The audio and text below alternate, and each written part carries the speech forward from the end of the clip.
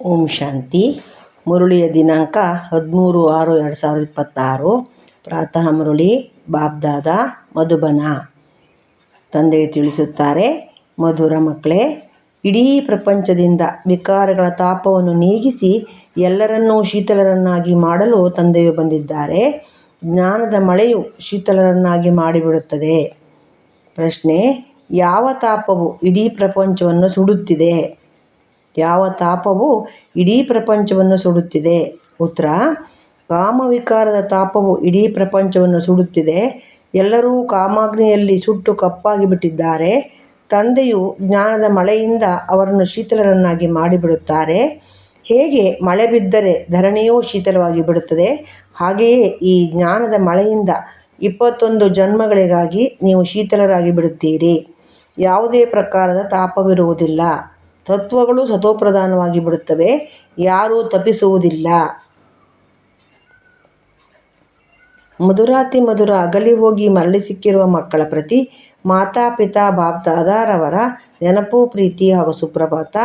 ಆತ್ಮಿಕ ಮಕ್ಕಳಿಗೆ ಆತ್ಮಿಕ ತಂದೆಯ ನಮಸ್ತೆ.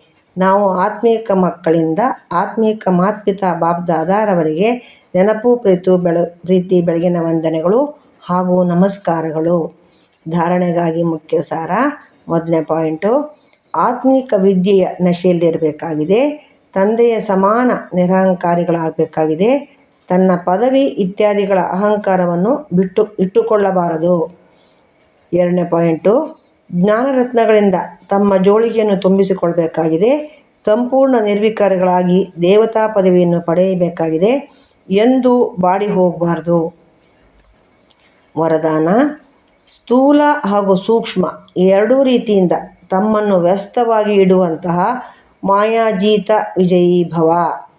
ಸ್ಥೂಲ ಹಾಗೂ ಸೂಕ್ಷ್ಮ ಎರಡೂ ರೀತಿಯಿಂದ ತಮ್ಮನ್ನು ವ್ಯಸ್ತವಾಗಿ ಇಡುವಂತಹ ಮಾಯಾಜೀತ ವಿಜಯೀ ಭವ.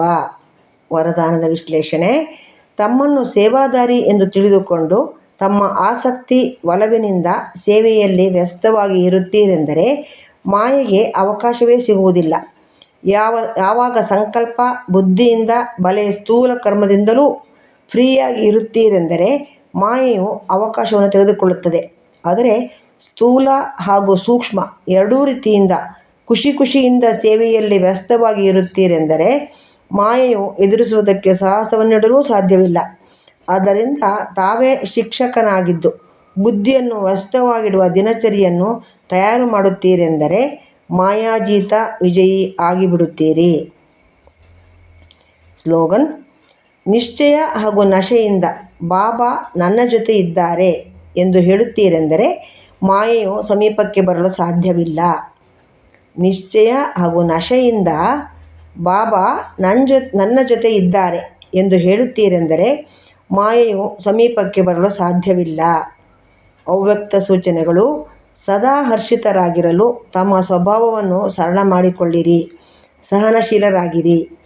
ಬಾಬ್ದಾದಾರವರು ಎಲ್ಲ ಮಕ್ಕಳ ಚಲನೆ ಮತ್ತು ನಡತೆಯಲ್ಲಿ, ಮಾತು ಮತ್ತು ಕರ್ಮದಲ್ಲಿ ಸರಳತೆ ಮತ್ತು ಮಧುರತೆ ನೋಡಲು ಬಯಸುತ್ತಾರೆ. ಒಂದು ವೇಳೆ ಆವೇಶ ಅಥವಾ ಸುಸ್ತಿನ ಕಾರಣ ಸ್ವಲ್ಪವೂ ಮತ್ತು ಮಧುರವಿಲ್ಲವೆಂದರೆ ಚಹರೆ ಮಧುರವಾಗಿರುವುದಿಲ್ಲ. ಗಂಭೀರವಾಗಿದ್ದರೆ ಗುಣಸಂಪನ್ನವಾಗಿದ್ದರೆಂದು ಹೇಳುವುದಿಲ್ಲ. ಎಂತಹದ್ದೇ ಪರಿಸ್ಥಿತಿ ಇರಲಿ, ಆದರೆ ನನ್ನ ಗುಣವೇನಿದೆ ಅದು ಇಮರ್ಜ್ ಆಗಬೇಕು. ಹೇಗೆ ಬಾಬ್ದಾದ, ಹಾಗೆಯೇ ಅದೇ ರೀತಿ, ಅದೇ ಗುಣ, ಅದೇ ಕರ್ತವ್ಯ, ಅದೇ ಮಾತು, ಅದೇ ಸಂಕಲ್ಪ ಅನುಭವವಾಗಲಿ. ಎಲ್ಲರ ಮುಖದಿಂದ ಬರಲಿ, ಇವರು ಅವರೇ ಆಗಿದ್ದಾರೆ. ಓಂ ಶಾಂತಿ.